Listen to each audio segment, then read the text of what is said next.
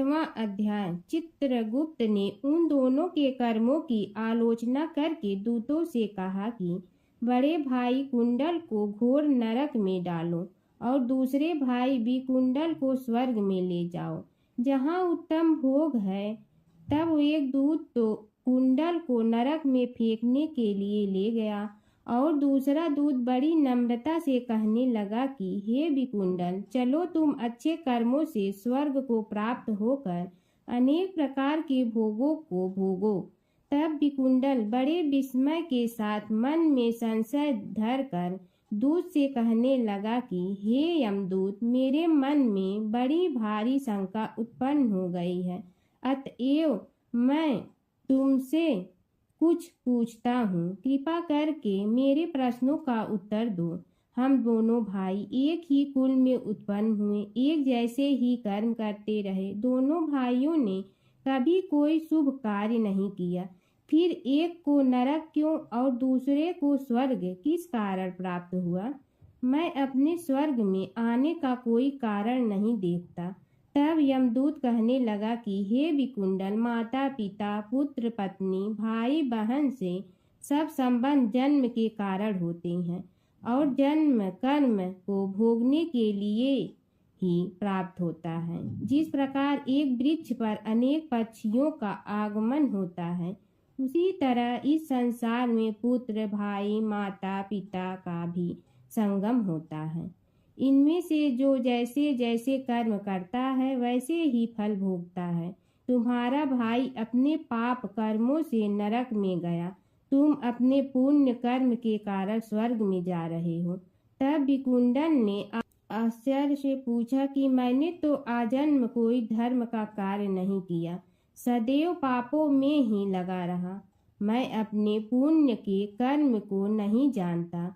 यदि तुम मेरे पुण्य के कर्म को जानते हो तो कृपा करके बताइए। तब देवदूत कहने लगा कि मैं सब प्राणियों को भली भांति जानता हूँ, तुम नहीं जानते।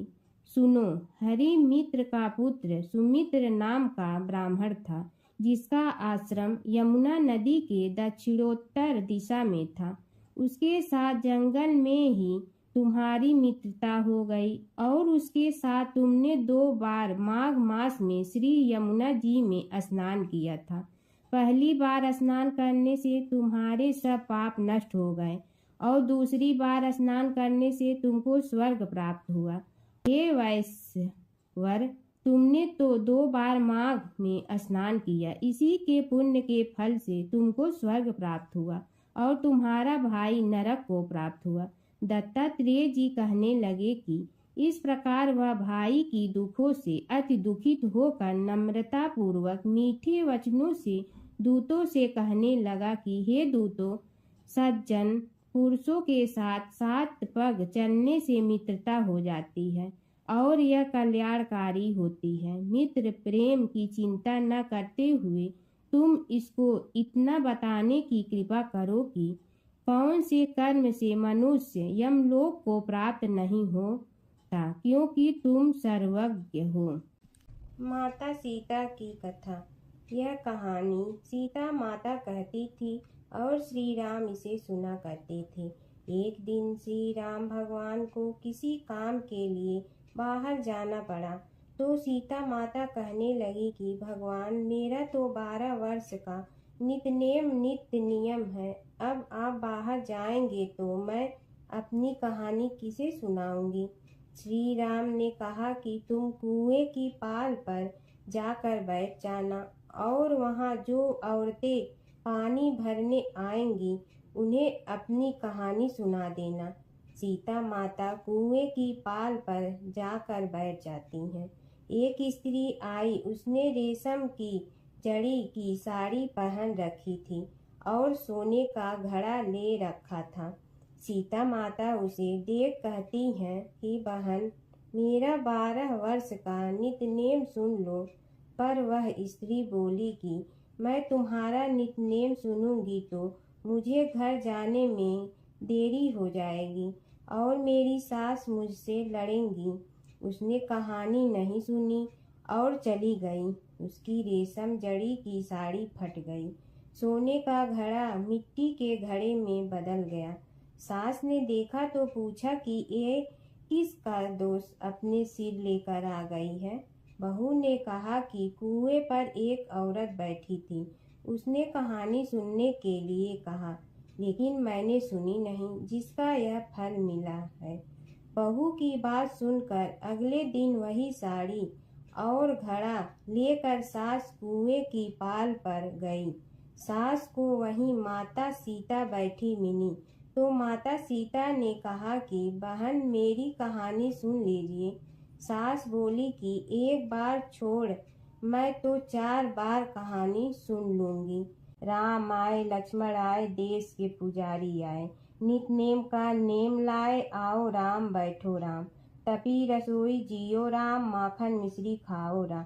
दूध बतासा पियो राम, सूत के पलका मोठो राम। साल दुसाला पोठो राम, साल दुसाला ओढ़ो राम।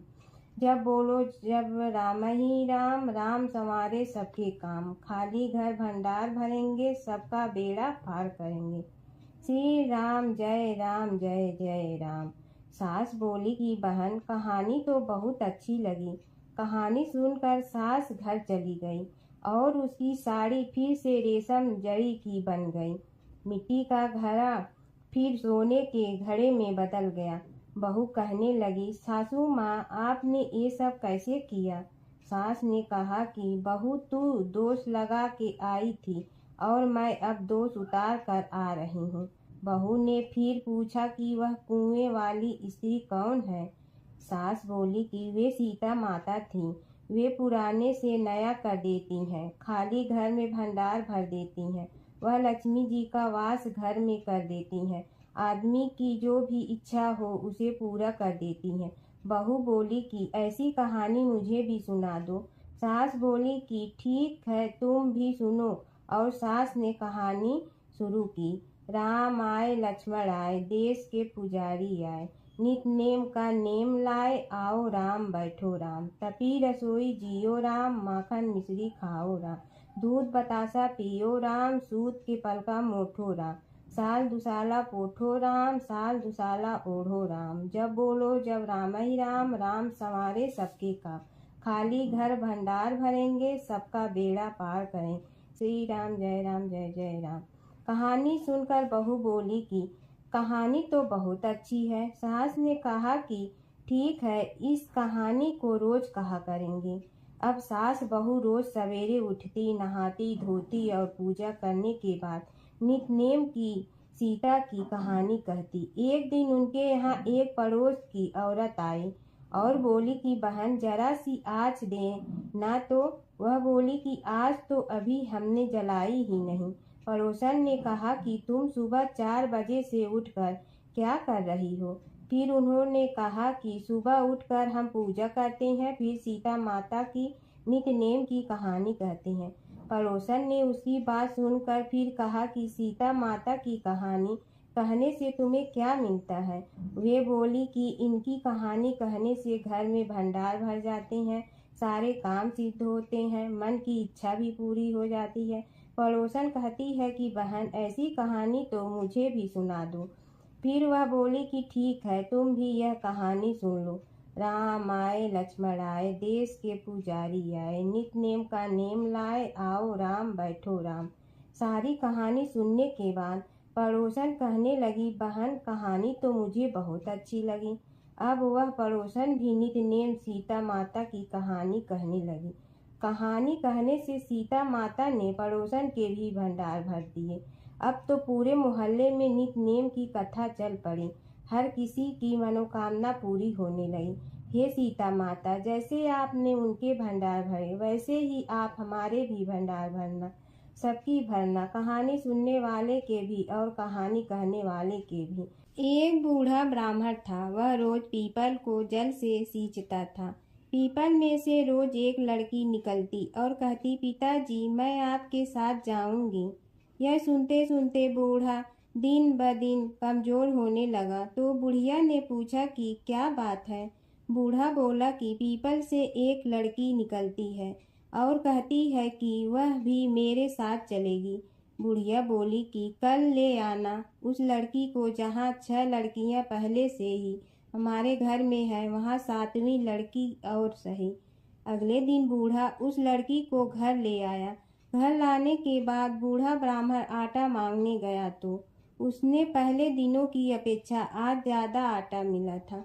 जब बुढ़िया वह आटा छानने लगी तो लड़की ने कहा कि लाओ माँ, मैं छान देती हूँ। जब वह आटा छानने बैठी तो परात भर गई।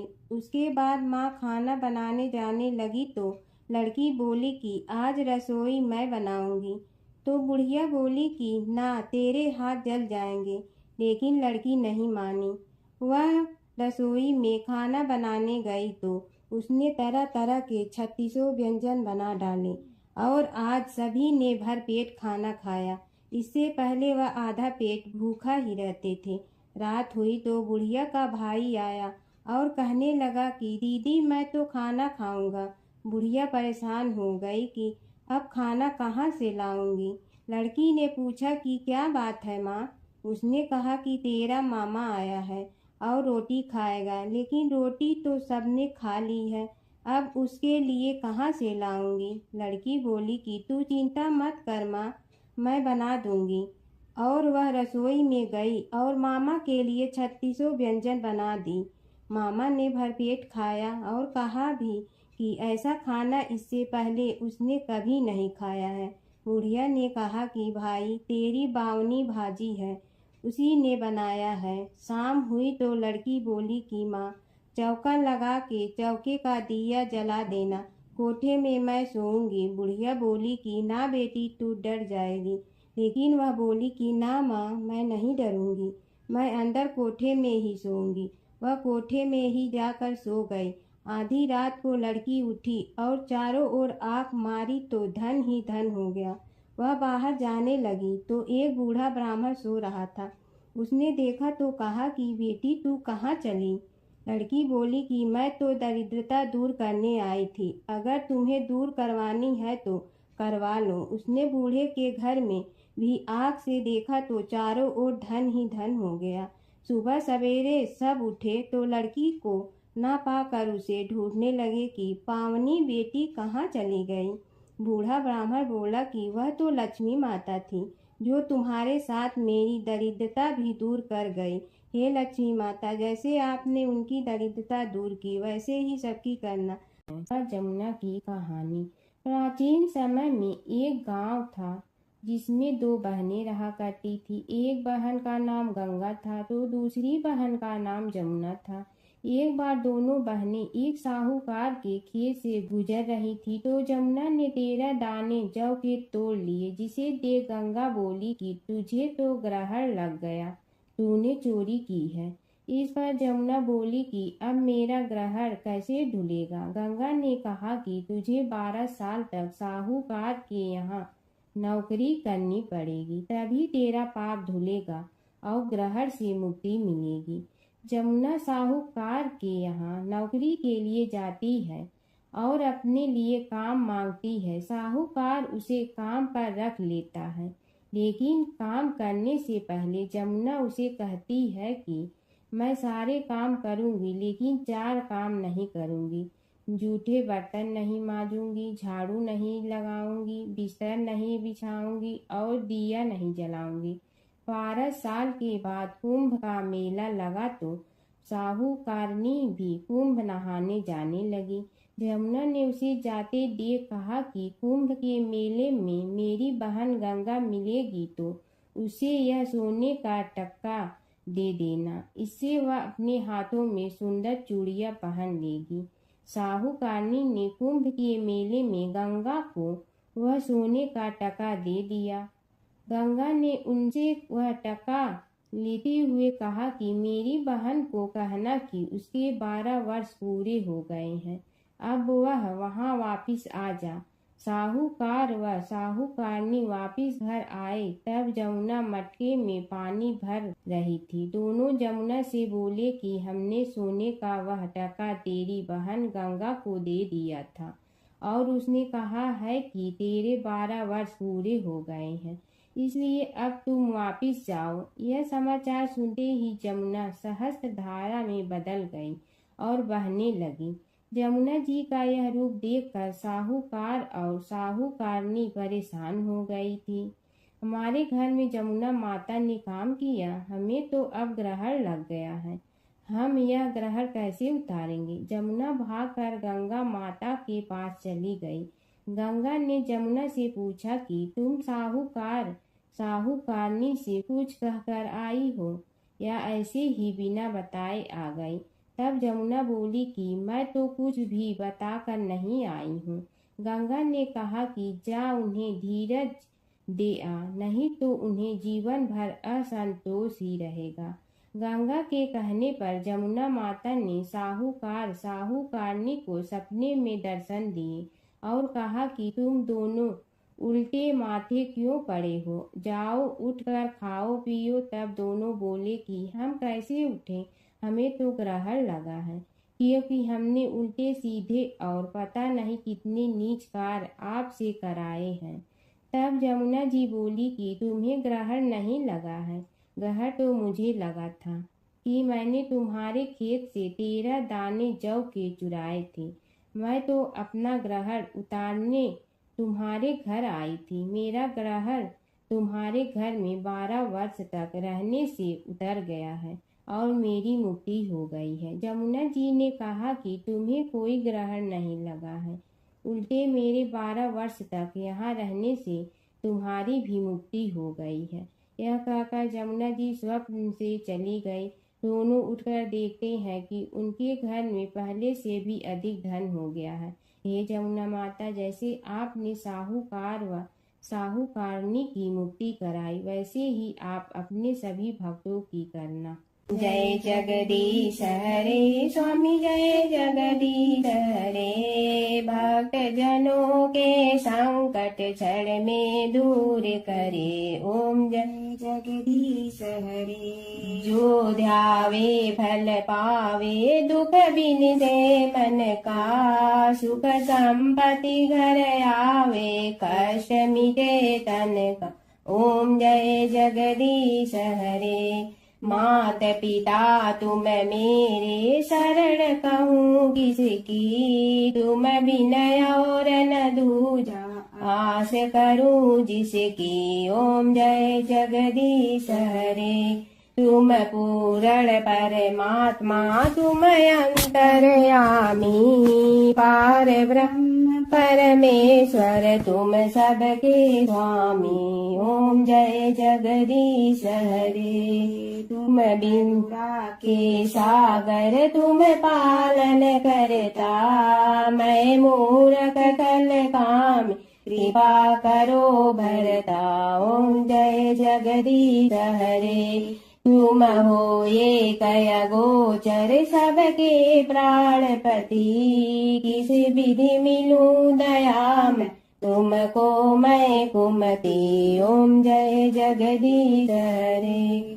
दीन बंधु दुख हरता, तुम रक्षक मेरे, अपने हाथ उठाओ द्वार पड़ा तेरे, ओम जय जगदीश हरे। विषय विकार मिटा, पाप हरो देवा, श्रद्धा भक्ति बढ़ाओ, संतन की सेवा, ओम जय जगदीश हरे। तन मन धन सब तेरा, स्वामी सब कुछ है तेरा, तेरा तुझको अर्पण क्या लागे मेरा, ओम जय जगदीश हरे।